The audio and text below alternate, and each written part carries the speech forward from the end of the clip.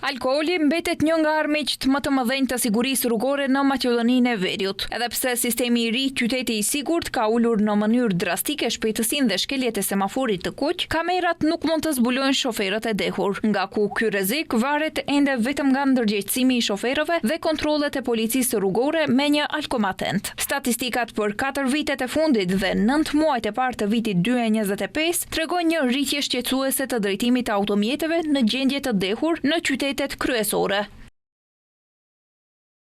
Shkupi tradicionalisht është në krye nga 2450 shkelje të regjistruara në vitin 2021, numri u rrit në 4000 në vitin 2023. Rritja e ngjashme u regjistrua në Kumanov nga 1180 në 1905, Strumic nga 818 në 1626 dhe Veles nga 978 në 1407. Ohri është i vetmi qytet i madh ku u regjistrua një rënje e lehtë në vitet 2024 dhe 25, pas një kulmi prej 1110 shkeljesh në vitin 2023.